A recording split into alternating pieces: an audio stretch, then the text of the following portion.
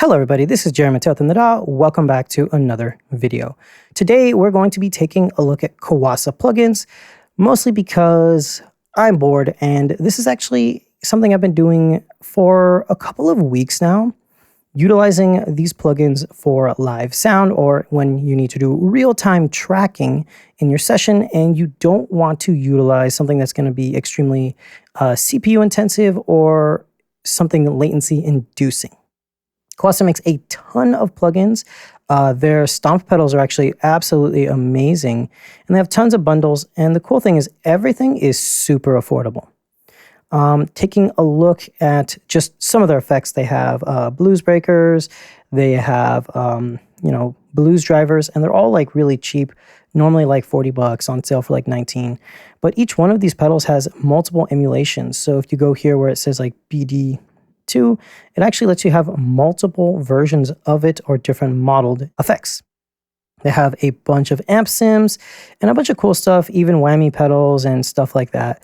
So you're able to get a really nice collection of effects. All of it sounds really good, although I will admit some of their older stuff might sound a little bit dated. The Amplification 1, which is discontinued, is super dated. Amplification Cream is a little bit harsh and fizzy. Amplification Light, it's free, but Cerberus Bass Amp is amazing. Calibran's pretty good. Clarence is really good. I love Lancaster. The VVV is really good, and then their newest one is the Archive. How are we going to use this when I'm tracking and I want to have a real-time processing? Well, the first thing we do is we plug in an instrument. I have a Gibson Les Paul right here. We can't hear it, so let's go into my console, or in your case, your interface. And we're going to be essentially setting this up as a tracking device. So the first thing you'll want to do if you are going to use this as a recording device straight into an interface is you're going to want to make sure that you have the lowest latency possible. Normally you go into your audio drivers and you set your buffer to something small. 32, 64, maybe 128 if you're on a computer that's a little bit older. Safe mode on would give you more latency but better redundancy. In this case, I have everything set at 1024 because we're not using the interface on the console for playback. Now, if you have anything that is using like RedNet or Dante or AVB, if you have the Neumann interface, this is going to be great because this is exactly how you utilize this workflow. In most cases, though, you're just going to go into your DAW and you're going to insert this as a plugin. And we're going to kind of show you this. I have a second computer right here on a Nook, and you'll see that I have the Kuassa plugin right here. Essentially, what you'll do is you'll arm your track, you'll select your input and output so that you can hear yourself, and then you put the plugin in and you just use it as an insert. In this case, we're using a console, so we're going to select a channel. We're going to do effect slot 15. We're going to have an external insert, set the latency to 0, and this is where I'm going to do my routing. I'm going to make it stereo. I could do mono, mid-side. I'm going to do stereo. We're going to go into our outputs, and you see that I already have it patched out. If I remove this, we can actually go over the patching. So for my case, I would go send left and right, and it's going to be where is it going in, where is it coming back.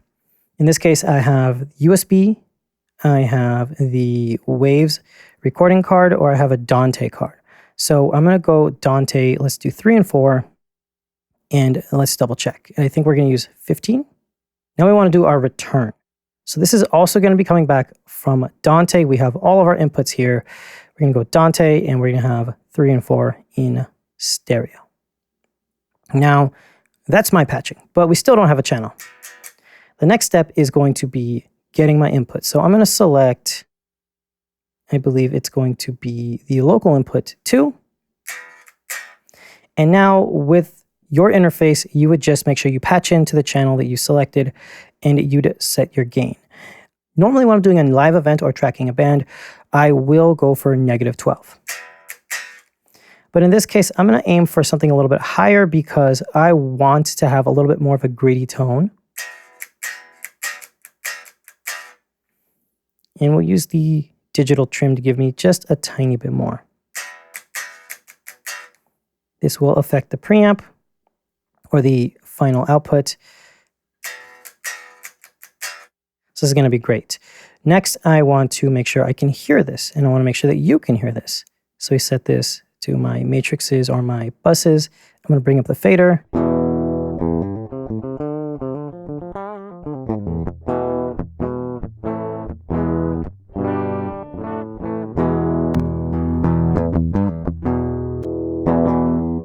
And there we go.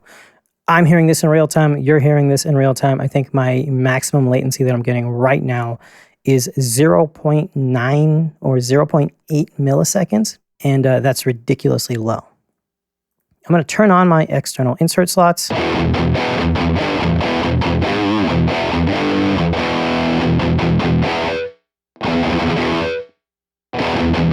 And already we're getting a sound. So like I said, I'm using Waves Super Rack Performer. It's on this other Nook, and I will show you that screen right now. Okay, so looking at Waves Super Rack Performer, we can see that now we're having this set up via a Dante link. So I'm using my Dante interface. I'm getting 32 in, 32 out, right? Cool. I have this set to have as little latency as possible. I think we're getting about 4 milliseconds of latency round trip right now. Now, the first thing that I want to do for this channel is decide what I'm going to do as my first plugin. I barely feel any latency whatsoever. In fact, I can't discern it at all, so let's add a plugin. So if you're using a DAW, you just have your insert on, you'd monitor the insert, and then you would just simply put a plugin on. In this case, I'm going to go into my plugin list. I want something that's going to give me some pitch shifting. So in my case, that's going to be the Whammo plugin. And we're going to set this to be -2 semitones. This is going to get me from standard tuning to D-standard tuning. Now, this is kind of hard to do while I'm holding a guitar, talking onto a microphone and recording, but you get the drift. We'll set this up.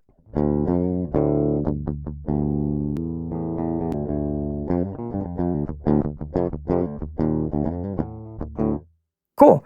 Now, the reason why I'm using Kuassa is because you'll see latency right here. If I use plugins from, let's even say a Waves plugin, right?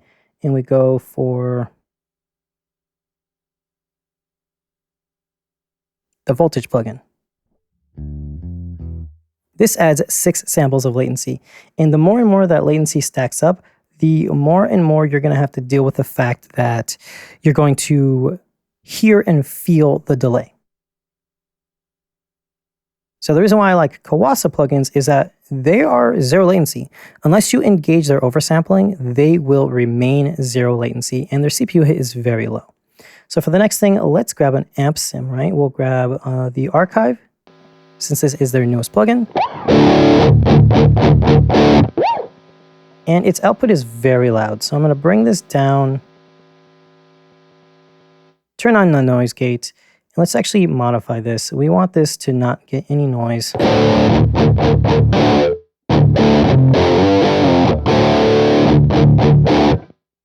If we bypass the whammy or the wah thing,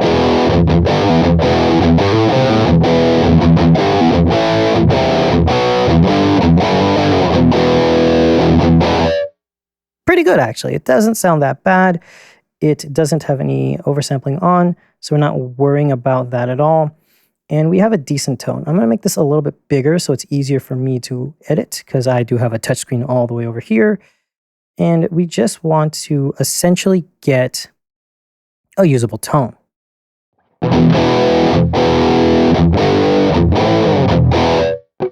And I think the first thing we're going to do is change the microphone.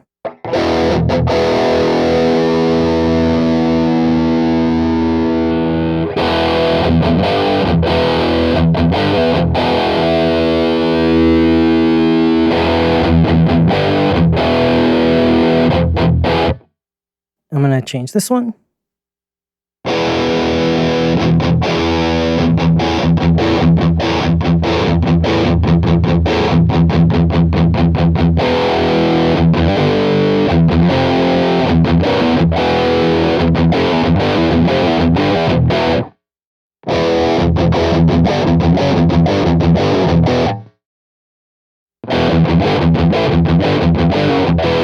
It's a little bit less fizzy and a little bit less muddy.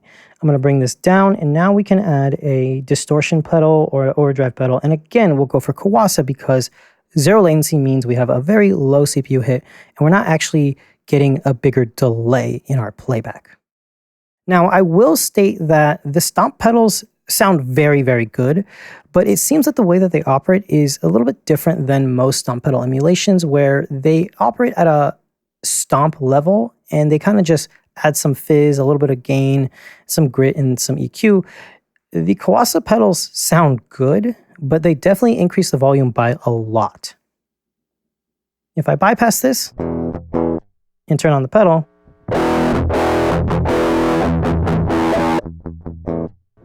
it's a lot. So we want to make sure that we're getting a usable tone. We're going to go for a drive, lower the output, and see how that sounds with the amp sim on.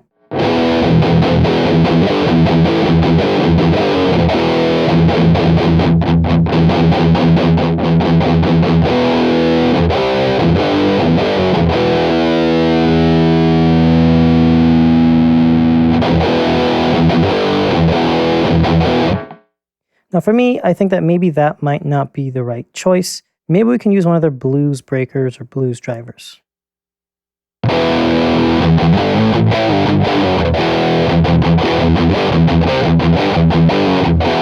That sounds really good. I like that. Let's try the Dual King.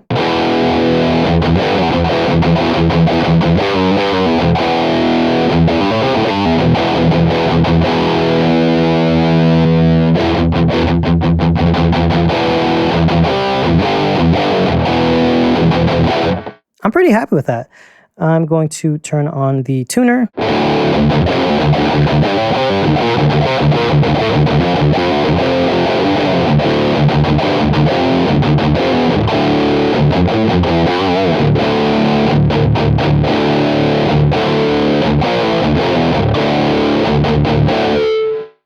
Cool, so that's a pretty usable tone, and this is the exact same signal chain that I used for a live event a couple weeks ago. An artist spilled his beer all over his HX Stomp right before the show. He thought that it was going to be dried out a couple hours later. It did not work. So he told me he used a Mesa Boogie amp sim, used a blues overdrive style thing, and then he had a detuner so he could tune his songs in and out. He gave me the song list and we just recreated this tone. He said he loved it. It actually sounded pretty good live with a little bit of EQ.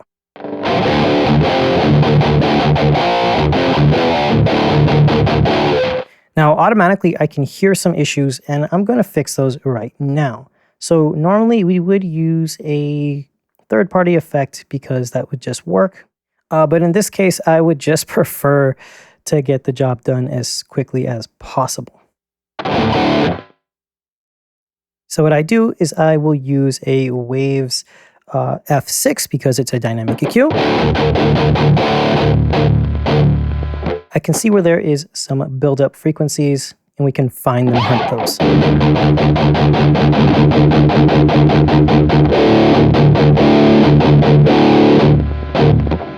I bring the gain down, I change the range.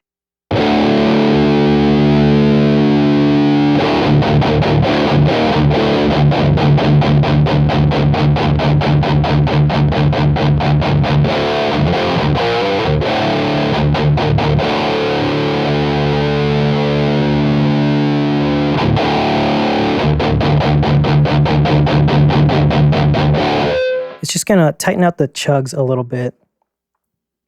We're going to use the high and low cut.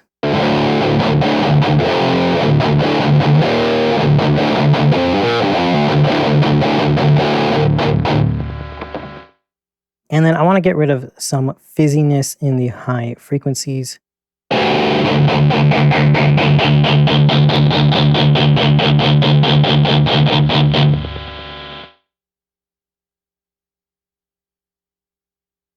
Again, we bring this down, we use the range.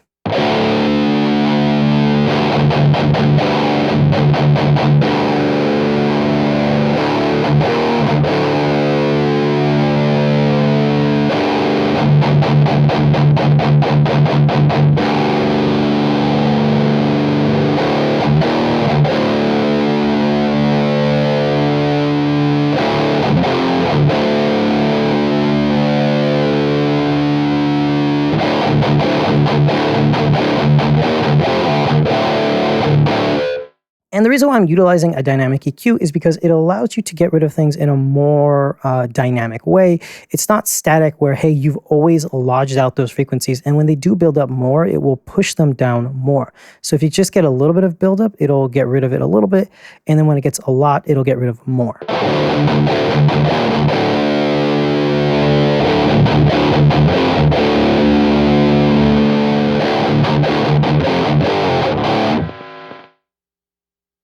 Next in the step is, hey, let's add a delay or a reverb. So we're going to go into our plugin list, go into Kuassa, and we will find something that we like. In this case, we're going to go for an old school plugin, the Reverb Effector. This is pretty old, and there is probably going to be a new version out soon.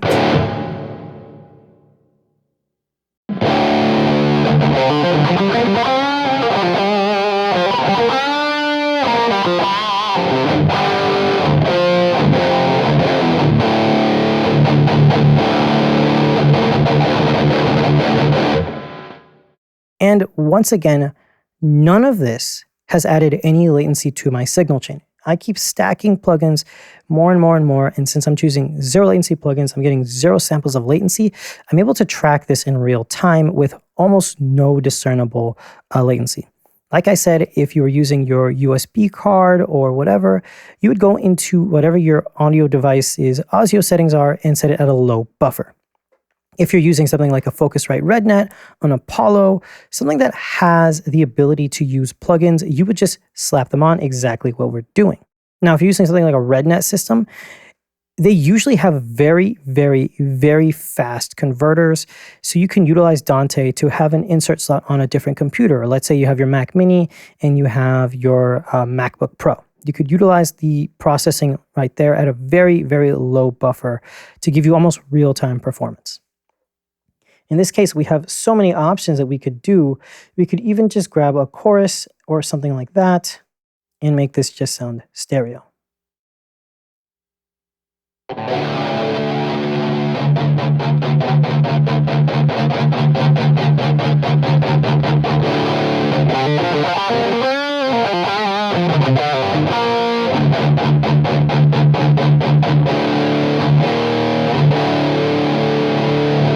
And a really cool thing about choruses is because you just set them very low as a mix, it just gets rid of excess harshness and fizziness and makes things sound a little bit thicker.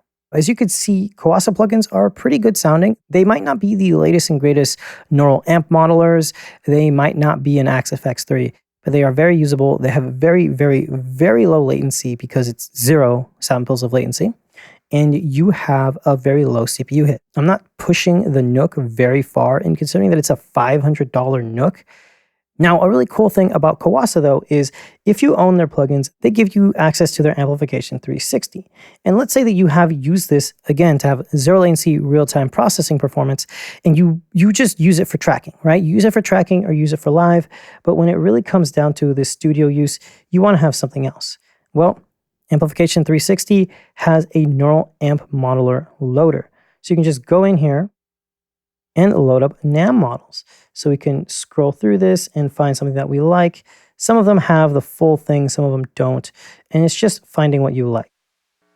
In this case, this one does not have a cabinet, so we'll just go here, load up a cabinet. And in this case, we have one that's called Mix Ready.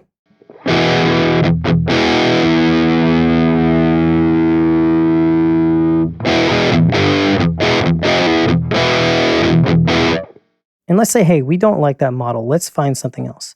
These are dumbbells. They tend to be a little bit more of the less gainy side.